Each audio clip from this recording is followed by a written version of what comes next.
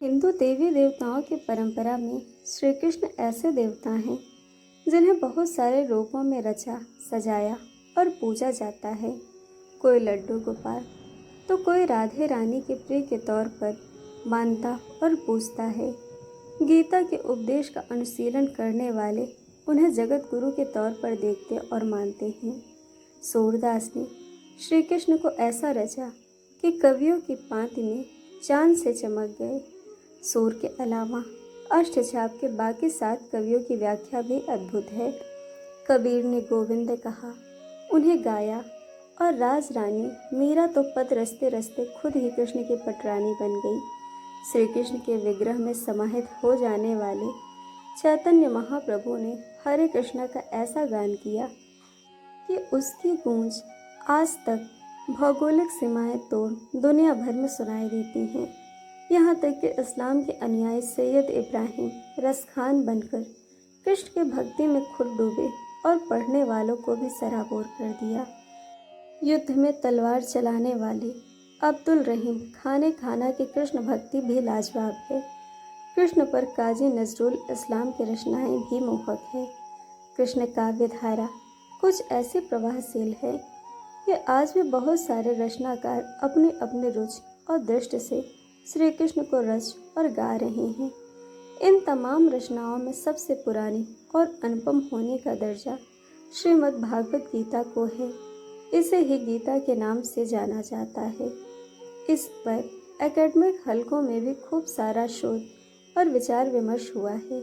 भारत के अलावा दुनिया के और हिस्सों में भी हिंदू धर्म की चर्चा होने पर गीता का न सिर्फ जिक्र किया जाता है बल्कि बाकायदा एकेडमिक शोध भी होते हैं। महाभारत या जय संहिता नाम के ग्रंथ से ली गई इस रचना को व्यवहारिकता के निकट मानकर दर्शन के स्तर पर भी खूब मंथन हुए हैं। अलग अलग विद्वानों ने अलग अलग भाषाओं में संस्कृत मूल की इस रचना का अनुवाद और उसकी टीका रची है।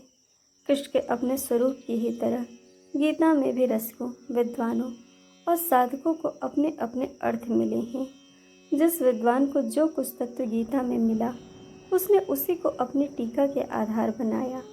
अष्टवक्र से लेकर आचार्य रजनीश तक सभी ने गीता पर अपनी तार्किक और सटीक लगने वाली व्याख्याएं दी हैं। बाल गंगाधर तिलक और महात्मा गांधी को गीता की टीकाएं अपने अपने तरीके से तार्किक लगती हैं। इस्कान की यथारूप गीता में ग्रंथ के श्लोकों को हिंदी में समझने भर की व्याख्या की गई है। इस्कान संगठन के आकार के मुताबिक ही इसका भी खूब प्रचार प्रसार हुआ। श्रीमद् भागवत गीता की अपने तौर की एक अनूठी व्याख्या स्वामी अड़गड़ानंद ने यथार्थ गीता के नाम से की है। उन्होंने अंग्रेजी समेत भारत की तकरीबन सभी भाषाओं में प्रकाशित इस पुस्तक में गीता के श्लोकों को अलग ही नज़रिए से देखा है। उनके मुताबिक गीता का उद्देश्य कर्मकांड नहीं है, न ही श्री कृष्ण ने आग जलाकर उसमें घी धूप से यज्ञ का उपदेश किया है। स्वामी अड़गड़ानंद इस पर भी प्रश्न खड़ा करते हैं कि महाभारत में जितनी अक्षौहिणी सेना में युद्ध लड़ने का वर्णन किया गया है उतनी संख्या में लोगों के धरती के किसी हिस्से में एक साथ खड़ा होना भी मुश्किल है। यथार्थ गीता में अड़गड़ानंद लिखते हैं, इदम शरीरम कौन्तेय क्षेत्रमिति भिधीयते, अर्थात कौन्तेय यानी कि अर्जुन, यह शरीर भी एक क्षेत्र है जिसमें बोया हुआ भला और बुरा बीज संस्कार रूप में सदैव होता है। 10 इंद्रियां, मन, बुद्धि, चित्त, अहंकार, 5 विकार और 3 गुणों के विकार इस क्षेत्र के विस्तार हैं। गीता के 11वें अध्याय के 41वें से श्लोक में अर्जुन कहते हैं, सखेति मत्वा प्रसभम यदुक्तम, हे कृष्ण, हे यादव, हे सखति, अजानता महिमानम तदेवम मया प्रमादात्य प्रणयेन वापि, अर्थात आपके इस प्रभाव को न जानते हुए मेरे द्वारा आपको सखा, मित्र मानकर प्रेम अथवा प्रमाद भी हे कृष्ण, हे यादव, हे सखा के रूप में संबोधित किया गया। आगे चलकर 42वें, 43वें और 44वें श्लोक में अपने इन संबोधनों के लिए अर्जुन श्री कृष्ण क्षमा मांगने लगते हैं।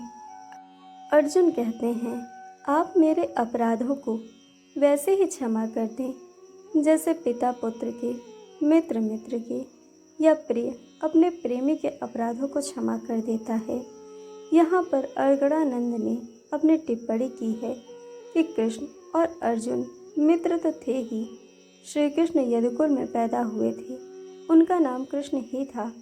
फिर अर्जुन क्षमा किस बात के लिए मांगते हैं?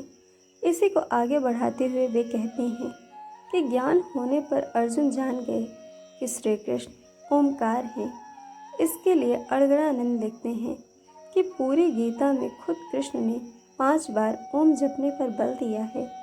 गीता के 8वें अध्याय के 13वें श्लोक में श्री कृष्ण बता चुके हैं, ओमित्यकाक्षरम ब्रह्म व्यवहारमन्न मनुस्मरणम यह प्रयाति त्यजन देहम स याति परमाम गतिम। अर्थात जो ओम इतना ही, जो अक्षय ब्रह्म का परिचायक है, उसका जप और मेरा स्मरण करता हुआ शरीर त्याग कर जाता है, वह परम गति को प्राप्त होता है। दोस्तों, तो यह रही श्री कृष्ण अर्जुन के प्रसंग की कथा। दोस्तों, आपको कहानी कैसे लगी यह हमें कमेंट करके ज़रूर बताइएगा और चैनल को सब्सक्राइब, वीडियो को लाइक शेयर करना बिल्कुल मत भूलिएगा। वीडियो देखने के लिए आप सभी का बहुत बहुत धन्यवाद। जल्द मिलेंगे एक और नई कहानी के साथ।